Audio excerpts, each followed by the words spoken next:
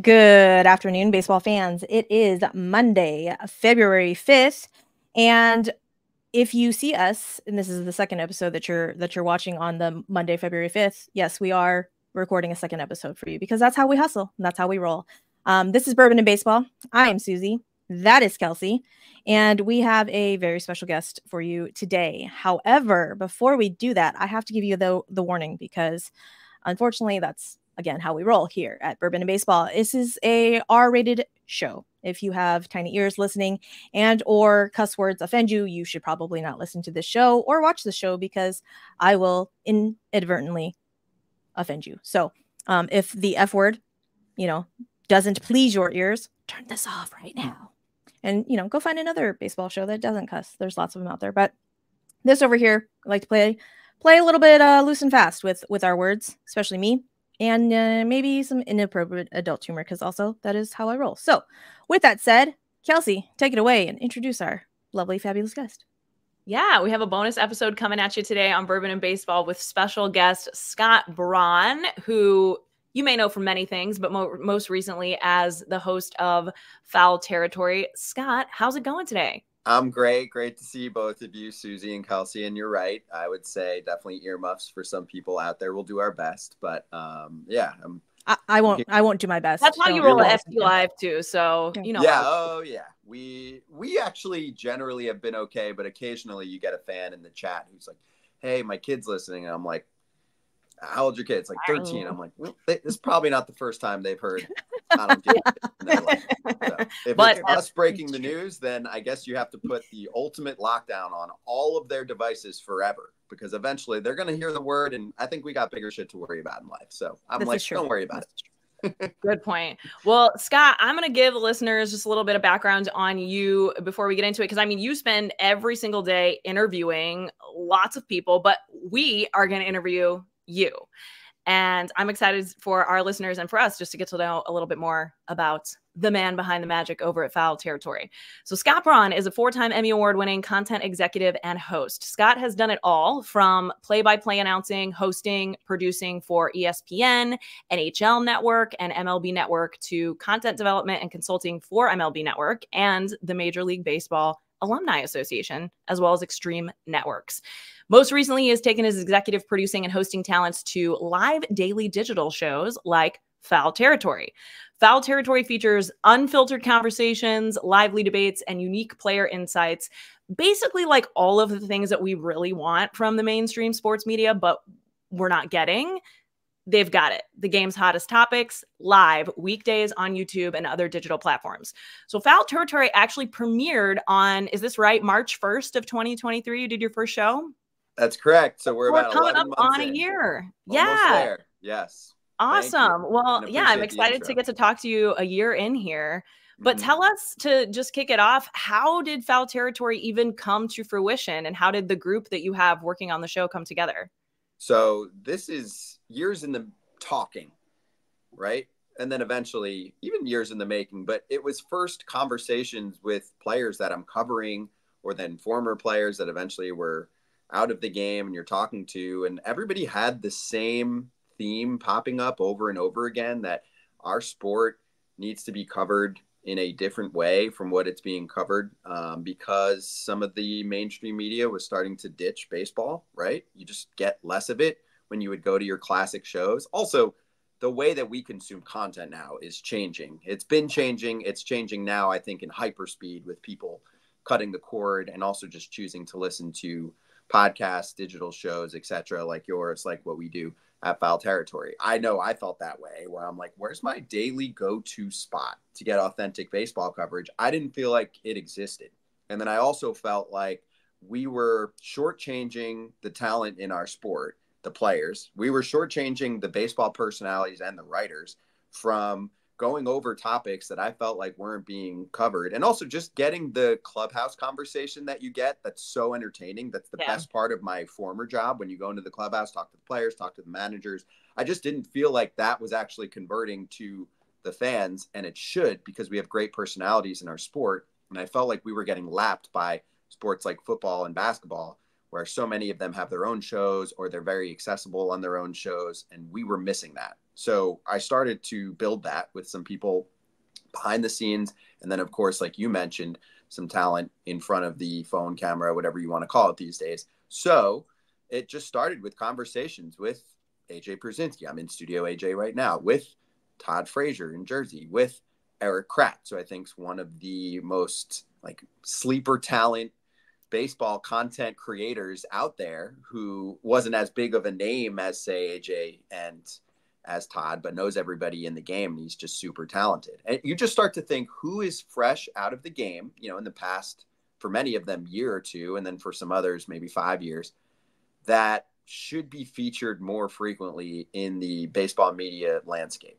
And that's where you start to add Adam Jones, Jason Kipnis, Brock Holt, Lorenzo Cain, who everybody loves. And on the insider portion, my former teammate at MLB, Ken Rosenthal, right? Ken's the probably brightest mind and the biggest newsbreaker in the past 20 years in the sport. He needs to be featured more frequently too on a show. Obviously, he does great work on Fox for Games and The Athletic for his writing capabilities. But once he left MLB, you felt like, at least for me, you needed more Ken in your life. So he's back, and he has his own show, and he's on our show multiple times a week. So you just start putting together your dream recipe for an everyday baseball network. And that's simply what we're doing. And then we're going to keep adding layers to it. But it's been an awesome first year, and we're there every freaking day, including every day in the off season too, for 2 hours a day. And then, you know, bonus content and splitting everything up so that people can consume it wherever they want: TikTok, podcast, YouTube Live, etc.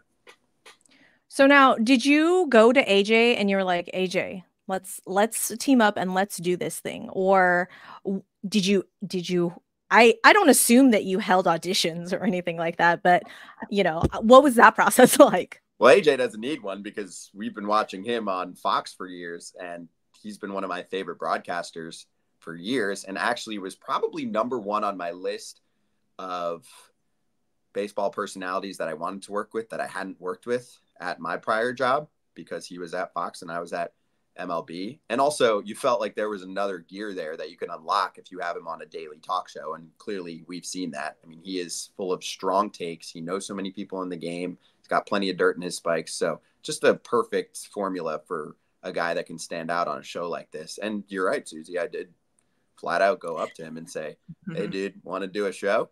And he's like, go on. And we list everything. And I even moved down here to be able to be next to him every day here in Orlando at Studio AJ. So we pitched the concept, and it's not a hard pitch because everyone felt the same way. It's like, hey, what's the daily show you're going to for all of your Real Talk baseball? And he's like, there is none. I mean, even at my past spot at MLB, because I'm such a big podcast person for years, and I've had prior podcasts, and people were like, you know, I'd get some of the former player analysts coming up to me, hey, I need like a daily baseball podcast. What do you got? And I'd give them some options, but I'm like, we need more. And so that's what you start to put together here. So it's not a tough sell. The toughest sell is time commitment, because in my opinion, in baseball, you should be delivering more content than you should, say, in football, because there's games every day, especially during the season. And getting a former player who's made money, who's been on the road a lot, to commit to something like this is a very, very heavy commitment. But it makes it a little easier when we set up home studios for them. Yeah, that'd be true. And we all know, I mean, we all as baseball fans like know AJ Przinsky, which is super cool. But you're the lone, I mean, other than Ken, who I love, the legitimacy that he establishes as part of the Foul Territory crew is just so cool. Like, I was telling my husband the other day, like, he has caught your show from time to time, but he does not watch it religiously the way that I do. And when I mentioned that, like, Ken is on, he was like, he's a very casual baseball fan. He just really watches with me. He was like, whoa, Ken Rosenthal is on Foul Territory? Like, this shit is serious. Okay. So yeah, I think that's absolutely worth mentioning and noting, because baseball fans, from, you know, no matter how they consume content, know Ken Rosenthal, but you are the only non-player, and you totally hold your own. I think you bring a great perspective in terms of being like the entertainment and kind of business side of the game too, from a different perspective. But you went to school for broadcast journalism and sports administration, got into hosting play-by-play, like we mentioned. Did you always have an idea of the kind of content that you wanted to ultimately produce, or what did the pathway look like that ultimately led you to the digital world? Yes. So it's funny. I got into the business in this very way. So if you backtrack all the way to college, my summer job was I was the broadcaster for the Chatham A's in the Cape Cod Baseball League. Mm-hmm. And back then, probably 3 or 4 years before I was there, maybe a little longer than that, the broadcasting program was established for Chatham, and that eventually spilled into all of the other teams in the Cape League. But what I was able to do was bring a digital component. So we were doing the show for radio, or you could listen on your phone. And I was into YouTube when it was just getting started back then. I mean, this is like 2010-ish range. No, even before that, maybe 2008 or 9. And that's early days of YouTube. And I said, hey, Chatham A's, can you give us $150 to buy a flip cam? And then we can do all of these pregame interviews on video, and then we can upload them to YouTube. And they said, okay, after my first year there, you know, first year, you're with the older person that's with you, that brings you in, you kind of just get settled. And then you say, hey, can I try a few other things here? So we built a media team out, and this was in college. And then I was able to take that back to school and actually pitch that to networks. So I actually did that for ESPN. So it was an entrepreneurial way to get myself into a place like ESPN to call games and do some hosting, because I brought my little flip cam with me, and they were covering the Miami Heat pretty in depth. And especially as I was getting close to finishing up school, I said, hey, why don't we do some video segments with some of these great writers down here and pair those video clips with the articles that are put out on ESPN.com free of charge. I just want to get involved. And they're like, cool, let's do that. Oh, wow. Our video clips are getting more hits because we're talking about the exact topic that's in those articles, right? This was kind of a newer concept back then. That was how I was a differentiator. You know, it wasn't like someone just said, oh, out of the tens of thousands of college students that want to do this, let's just find this guy. It was because I kind of created a little business out of it. And that's how I was able to weave my way into getting some cool opportunities at a younger age. And so that's built into after school working for CBSSports.com. I was just always very into the digital side. I remember as long ago as I could look back to my fantasy football and fantasy baseball playing days, like maybe 10 years old, I'm watching clips on CBSSports.com. They were one of the first digital sites that had video content, with Larry Beal, and Chris Carter was doing some work when he was still playing. And that's how I was watching, partially because I wasn't allowed to have television in my room. So I was like, haha, I have a computer to do essays, but I also can find some sports TV on here. So you add all of that up, and then that's how I get into the industry. And of course, then I eventually went to MLB and worked there for over a decade. But now you flip it back around, and I'm again circling back to my first love, which has enhanced itself quite a bit since then, in podcasts and into doing digital shows and making them look just as premium and just as pro as TV does, but having less rules, and in my mind, having more flexibility, which is what people deserve. What, you don't want to deal with the FCC on a daily? Like, I don't know why that would not be fun for you. Fuck no. I don't want to deal with the FCC. I don't want to deal with a million people watching every word that I'm saying. I mean, I just want to say it like it is. And I think that's what a lot of fans want and need, especially in our game. I think baseball is so unique because you can bring up all of the ownership personalities that are in our game, and they directly impact your team. One of the proudest weeks in FT history already is you look back to last week. We were very, very big on the coverage of the Orioles sale.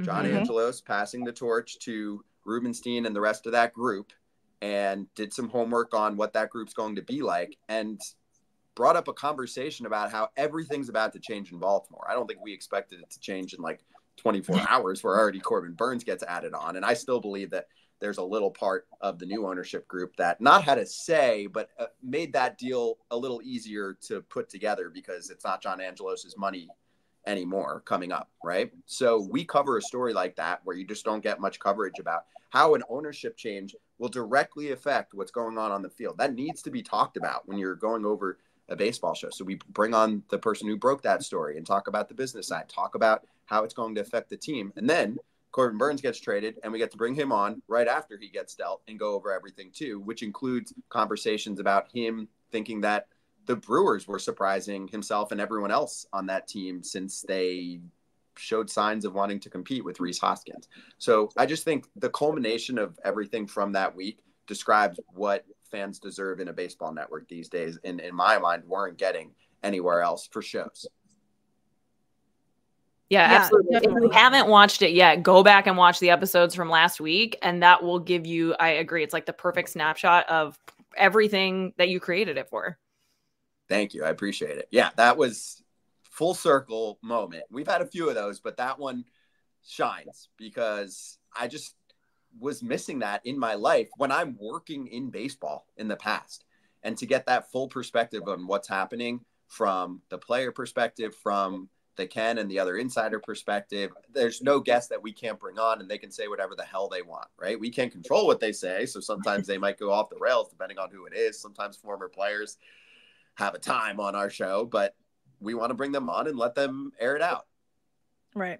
And I'm also with you, Scott, that I think that the new ownership group kind of let Michael Elias know maybe in the background, hey, it's okay to trade some of your guys. We'll be here to like help supplement a little bit later on. Because I really think that he was like, I'm not letting go of any of these guys because I don't know what's going to happen here. And I need to keep all of these guys because that's what I'm going to do. And John Angelos was keeping the payroll down. I mean, they had the what? Right. Lowest or second lowest payroll is $70 million payroll, which is an incredible job by Michael Elias to build a team back up like that. They also had been tanking for many years, but now that city deserves a contender that invests a little bit of money into the franchise because we can do some simple math. I know we're not great here, but we can do some simple math and see the local TV money plus the national TV money plus the gate receipts plus the revenue sharing. There is profiting going on. So you need to put a little more back into your ball club. When you made your fan base suffer for about 6 years of pain, you probably lost a generation of fans. Now is the time to go all in and get a title because baseball has shown time and time again, the aggressive teams win when they need to be most aggressive. And that's what Texas has done over the last couple of years. Shh, don't remind us. That's not what we want to be reminded of. Too soon. Jeez, too soon, too soon. Anyway, so how do you get the players to come on? Is that are you going through agents? Are you texting these people? Are you sliding into people's DMs? Like how is this happening? So we have a lot of people behind the scenes that have worked in baseball, so that helps, right? Everybody has a Rolodex that they tap into, and then we have one master Rolodex man who is in charge of all of the guest booking, who's a co-founder with me, Mark Wiener, his name is, and he worked at ESPN for many years and then at MLB, and he is very connected within the sport, not just with the players, but also with all of those writers and personalities in baseball that we bring on all of the time. And then just do the math from AJ to Kratz to me to Todd. All of these people have connections in the sport. And so we just have all kinds of group texts and Slack messages popping up all the time. Hey, we should get this person on. And we work with agents, we work with teams, we work with the individual players. I do slide into some DMs. And nowadays I've shifted that DM sliding over to the Foul Territory account because it's got more juice. And you send a message over, hey, want to come on the show? And you get a pretty high response rate because the players like the show. Most of them know about it at this point, and many of them consume it. If they don't consume it, during the live show or something, they consume it on a social platform, catch clips afterwards, or download the pod. And I think for them too, they feel like it's a spot where they can learn from a former player perspective and hear some of their peers speaking. So I think it really fits to the industry. I've been told that there are a lot of people in the baseball industry, from players to agents to team executives, that are high on the show because they're getting some things from that show that they wouldn't be getting elsewhere. Oh, I believe it. Well, you have interviewed something like over 200 players at this point, right? Oh, yeah. I think we're getting close to 300 player guest spots because we've already done, I think we're in like the 260-ish range for how many shows we've done. And we have 3 guests per day. Yeah. So, yeah, a lot.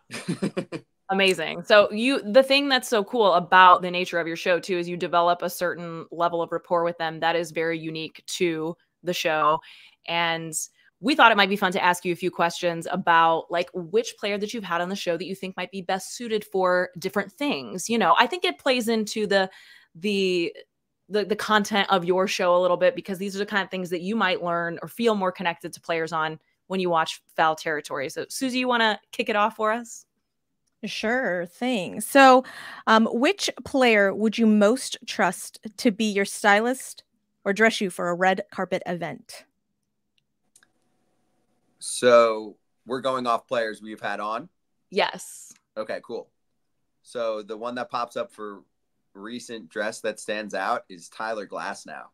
Ooh. He had this custom coat that was on, very colorful, very my vibe, very California, very festival vibe, stands out, but not too much. So I would say Tyler Glasnow fits the bill. Plus, he can also just buy the clothing for me at this point since he signed a nice hefty extension and he is a super nice dude. So I would say Glasnow can run with it. If I went shopping with him for a day, I think we'd have a good time and we'd have kind of similar vibes there. Because for me, he doesn't dress exactly how I dress now. He dresses how I dress sometimes, but I aspire to dress more like him. That's a good one. Oh, we would like to know what hair care products Tyler Glasnow uses. So if you can ask him about that next time he's on the show, that'd be great. Gotcha. That's also we'll hop in the chat. You can do my hair. Yes. Yeah. Please and thank you. These are the hard-hitting questions that most of your fan base wants to know. Yeah. Yes, please. Yes, please. Sure. I like this because I usually ask these, so I like being interviewed. As you can imagine, it's fun to be on the other side and just kind of kick back and be like, all right, you go. What are your questions? For sure. Do you want to do the second question, Kels? Yeah, I guess on a totally different skill set here, which player would you be most likely to call if you had car trouble? Ooh, car trouble. I feel like a lot of them are pretty good DIY guys. But like, who would show up? Like, who would come get you, just drop what they're doing and be like, Scott, I'm going to teach you how to change the tires today. Okay, so this is going to be a surprising answer because the last time he was on with us was actually the first time that we had a little lateness issue with him because he messed up the Eastern versus Central Standard Time, and he talked about it on the show. But Lance Lynn is a dude, there's no doubt about it, that he can change a tire in 5 minutes, and he would definitely come out there and be like, listen, Braun, I'm going to show you how to do this, and you're going to get it done, okay? I'm going to do it in 5 minutes. Then we're going to drive to wherever we need to go. Then I'm going to rip this tire back off, and you're going to have to put it back on, okay? So I'll say Lance Lynn, rugged, definitely knows how to fix the tire, and I won't ask him for the style game, although I think he dresses okay, but he's definitely a guy that fits that bill. Because I think Madison Bumgarner did that once. We haven't had him on the show, but he actually in real life fixed like a flat tire on a team bus. So I feel like Lance Lynn is kind of in that same mold of, gamer, get it done. Well, rides horses, fixes tires. I think it all fits. It all fits. Yes. Yeah. Imagine my shocked face when I learned that Madison Bumgarner was a rodeo clown at some point in time. I was like, I'm sorry, wait, what now? Oh, wait, I didn't know that. That reads. You need to Google that story. Whoever, I don't remember, put it out, but he has a rodeo name, and he was going out there, and someone's out there like, that dude looks familiar. This was a few years ago. I'll find the name while he was still actually playing. Now, mind you, this was again, for reference, there's before Baseball Susie, which is anything before 2018, and then after Baseball Susie. So imagine my surprise when I learned that Madison Bumgarner was an actually good pitcher at one point in time and didn't always have like a 5+ ERA. I'm sorry, what now? You mean to tell me that? Yeah, no. Not in my head, Madison Bumgarner always had a 5+ ERA. And I was like, What do you mean Madison Bumgarner was good? And they're like, oh, Susie. And they would just, of course he's a rodeo clown on the side. Yep. Mason Saunders. His wife, Allie's maiden name is Saunders. So it's not bull riding, it's team roping is what it's called. Oh. And he was a star, and he was hanging out in 2020 spring training. Someone revealed his alter ego. I mean, that's a serious skill. Mm-hmm. Okay. I would love to bring him on to talk about it. He's probably not going to want to talk about it, but we'll do our best. And now, I mean, he's out of the game, but we will try to get Madison on at some point. Yeah, I feel like FT is a safe, quote unquote, safe place for players to come and talk candidly about things, because they see the other players go on and they're like, oh yeah, no, that okay, because I've asked many a player to come on this show, but everyone's like, who the fuck are you, Susie? Like, we're not going to come talk to you. Like, you're nobody, but but they don't know me from Adam. So they don't know, like, what is she going to do with the content, And so I feel like it's a great place for players to come and just talk and kind of be themselves and reveal themselves as the person versus the baseball player. Totally. And one thing that I really enjoyed about FT was the Legends series. Like I said, there is a before baseball Susie, which is literally anything before 2018. And so I've been listening to those Legends here, and I was like, oh my gosh, like I'm learning all kinds of fun facts that I wasn't aware of. And I'm all, hold on, baseball was my mind is blown. World. Let me just pause and rewind and go over that again. So I've been enjoying learning the history of some of the players. Thank you. Yeah, we've had some good ones on Legends territory. I mean, Doug Minkiewicz actually was one of our first, and he was just absolutely ripping, letting loose on some of his former teammates. That actually had a lot of good things to say about the dude right behind me, Derek Jeter. He did not have as friendly remarks for his former teammate and former, I think, high school teammate, Alex Rodriguez. But you got Mark McGuire talking about roids, which he like almost never does. And just there's some real deep combos in that Legends territory world. But I mean, I think it's because for the current players that are coming on, many of them are young. And even though some of these players just got out of the game, like Todd Father and Adam Jones, they look up to those guys. So they're like, yeah, cool. I get to spend 15 minutes with Przinsky or Frazier, whatever. Right. So that definitely helps. They get excited to talk to them. And the one thing, we don't have any quote rules, but the one thing we won't go to for the most part is we're not bringing the guys on being like, so how's your dating life? Like, let's go over, some of those in my mind, it's not inappropriate, but it's not topics we're going down. They don't want to go down those topics. I mean, I know there's other media companies out there that are talking about, oh, so you're around your teammates naked, but like I'm like, no, I'm not interested in that stuff. There's other media companies that cover that. So it's not for us. So I think that people realize that we're going to go deep on topics, and we might ask you about your owner. We might ask you about a player that you don't like anymore, or just some juicy situation going on in the game, but it's about the game. So I think that's what helps. I mean, yeah, we'll get into some fun personal life.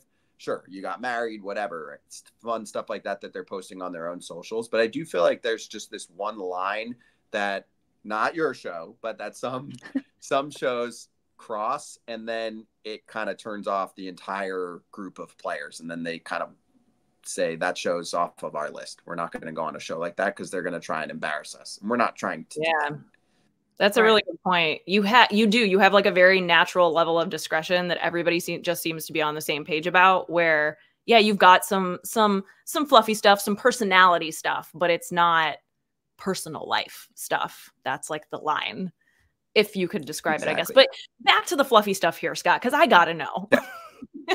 Which player do you think would be most difficult to beat in a dance-off? Oh, actually, that's an easy one. So for us, we had Kike Hernandez on a few times last year. I have no chance. Kike was great because we have him on when he's with Boston. Then he gets traded back to LA.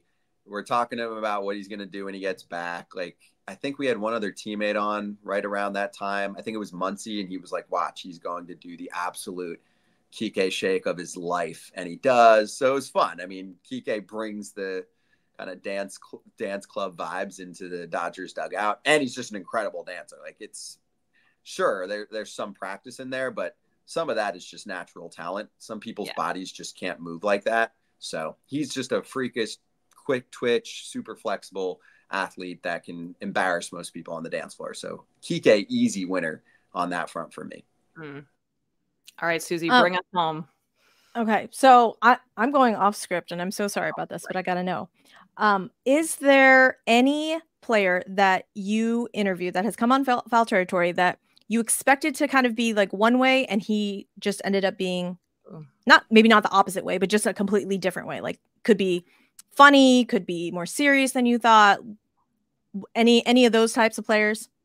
I think that happens very often. Yeah. And I can think of both sides where you bring on a guy and you think that he's going to be pretty loose and crazy based off how you know him. You also could just catch them on a certain day, and then vice versa, where you're like, wow, I didn't know this guy can lay it out like this. So I think I'd done one or two Zach Gallen interviews in the past, but it was just super real, we asked him about keeping receipts with his time not getting as many Cy Young votes 2 years ago with writers, and then even talking about how he was pissed off that the Cardinals traded him and felt like he wasn't doing exactly what they wanted him to do, but he felt like he was doing nothing wrong. They wanted him to like show up to some mini camp after he's already totally spent, and felt like he was kind of punished for that. I felt like those kind of stories were pretty cool, and also helps to tell you the story of how someone like that, who obviously has a lot of natural ability and then, you know, keeps progressing, has that edge, you know, that you see from some of those 1 and 2 starters in Major League Baseball. So for me, we lost. Oh, we lost your audio, Scott. Can't hear you, Scott. lose me for a sec. You have me? Oh, there you are. You're back. I was getting a phone call. Am I back? Oh, you're back. Yes, you're back. Yep. I'm back. Okay. Sorry, I was getting a phone call, which actually happens on our show very frequently. So we'll bring players on, and they'll get a phone call, or they'll be on a tablet and they're getting a FaceTime, and then the screen will go black for a second and we'll lose them, and then they'll pop back on. And a few times they get like the repeats where someone's really trying to reach them and they're like, stop it. Give me 5 minutes. I'm on foul territory right now. But anyway, so I was mentioning, you heard some of what I said earlier. Start me back where I stopped. About Zach Allen. Zach Allen. So that one with the Cardinals. Yep. One of the best interviews in the sport. Adley Rutschman was kind of quieter than I thought he was going to be, but I think we might have just caught him at a quiet time. And I think there's probably some concerns with a player like that he's going to get asked about like a contract extension thing, because his owner was so firm about saying that he wasn't going to give out contract extensions. But now he should be really happy because there's a new ownership group and they'll probably make some contract offers, because I'm sure Adley wants to be there for a long time. That team is freaking stacked.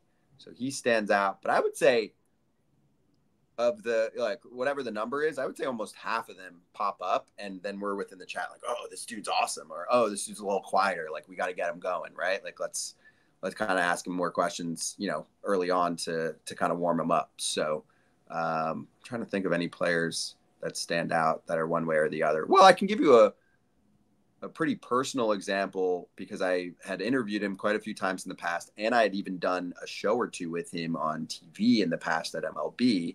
Rowdy Tellez is a character. Yeah. Is what some folks would say a hoot.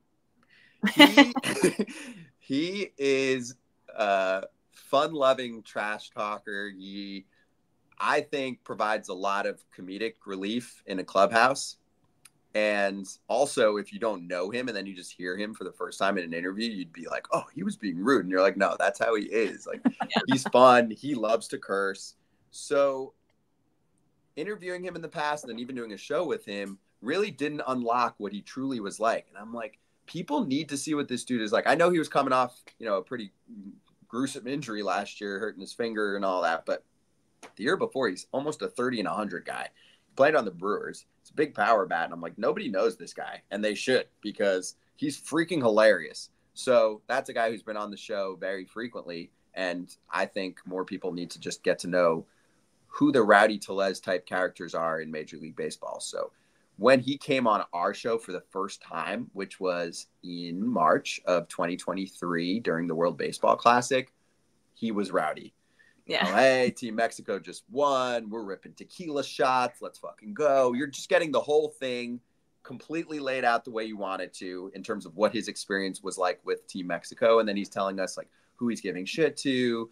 It just goes down the line. And then you see that really every time he's on the show. And that even includes back and forth that he has with someone like AJ, because he tells AJ when he was a kid, he didn't like sign his baseball and now he hates him, you know, like just all that stuff that you get in the clubhouse. He, to me, brings that out as much as anybody, right? Where you get to learn about some of the different characters that you get in a clubhouse. And I would say he's one that I knew had it in him, but until we brought him on for the first time, that's when you're like, yes, this is what I'm going for. People need to see this. That's awesome. I mean, feel free to pass on the message to Rowdy that if he wants to be himself on any show, he's more than welcome to come over here, and we will let him be Rowdy all day, every day. Yeah, he definitely fits, the Susie rated R vibes. Yes. You're looking for. He would be like one of the top targets on a guest list. we can drink bourbon, we can drink tequila, and we will just talk all of the balls. Hell yeah. Yeah, there are so many things about. Sorry, I'll shut up after this. But I was just gonna say there's so many things about the show that make it work, but just one of the other things are the different personalities of the host. Like AJ can bring out something totally different in a guy like Rowdy than you might, and vice versa with different players. So that's just another thing that makes Foul Territory awesome.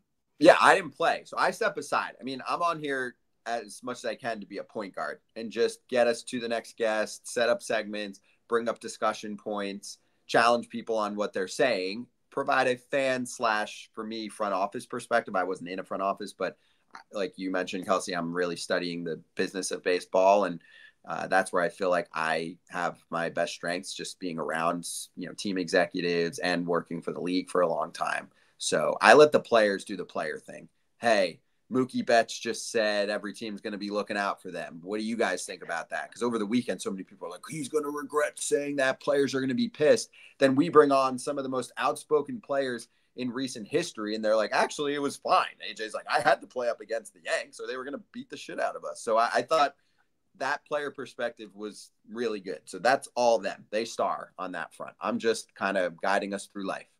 It is really fun, though, Scott, to have someone like you who is, because you guys do break news at times on the show. And it is really fun to have someone who does has a personality that's kind of breaking news sometimes, because that's one of the things that sometimes I miss.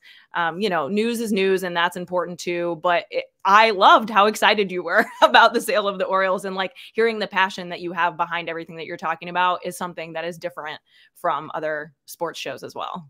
This is going to sound weird, but it's one of the best moments of my career when they were sold, because I don't even know if some people realize how much their lives are about to change. And even if you're not an Orioles fan, these are the gatekeepers of our sport, whether you like it or not. The people that run the sport make most of the decisions. They can completely lift it, or they can completely shoot it down like John Fisher does with the Oakland A's. So when you are able to pass the torch to someone else who we don't clearly completely know yet, but the bar is set so low from the previous owner and what he was doing to the team and to the city, it is a huge win for the entire sport. And also, I think the league understands that too. Like, we bring on Dan Connolly, who's been covering the Orioles for a long time, and he's like, Rob Manfred's probably got champagne on ice. I bet you that's the case.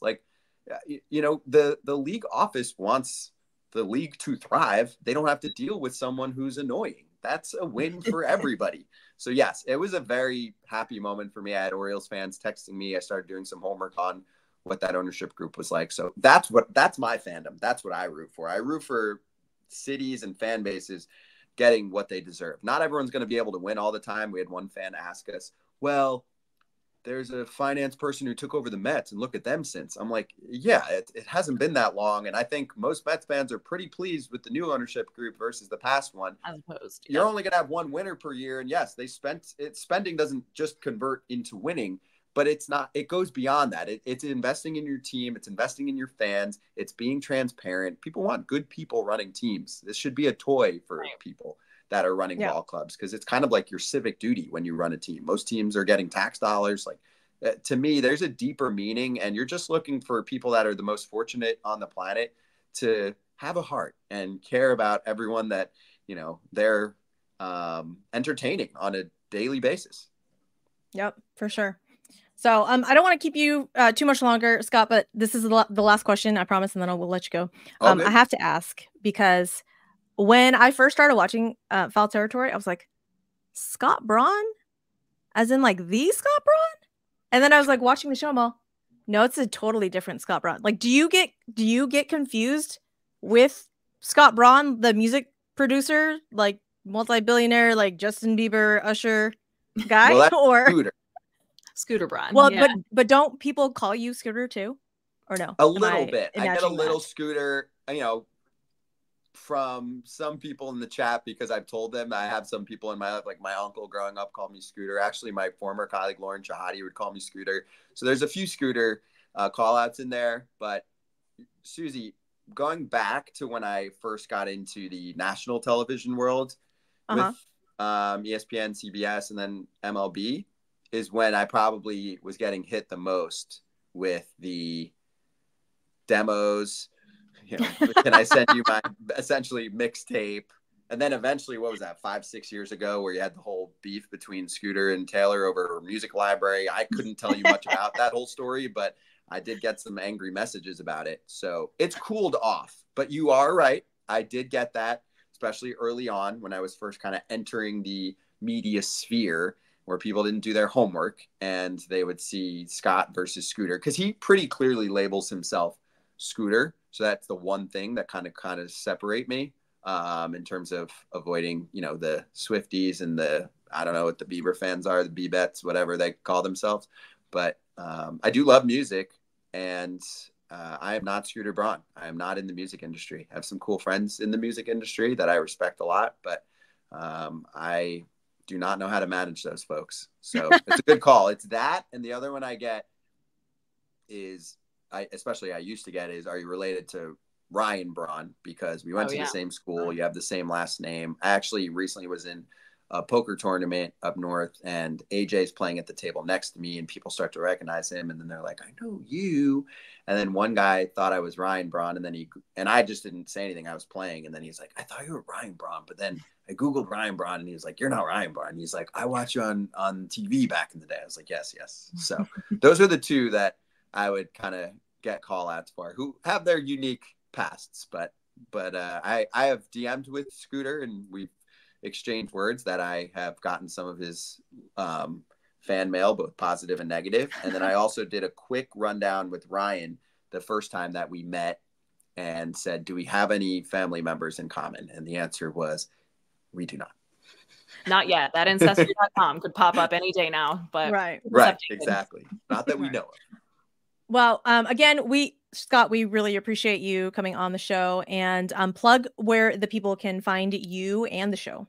Okay, so at Foul Territory TV on Twitter to follow our account there. And then on most other social media accounts, it's at Foul Territory Show. So YouTube, Instagram, TikTok, type in Foul Territory on Apple Podcasts or on Spotify, and foulterritoryshop.com if you want to support the merch fam. But that's all the places for the most part that you can catch Foul Territory. And, you know, we answer a lot of fan DMs and requests for guests. So we get to as much as we can, trying to be, you know, FT for the people, we say.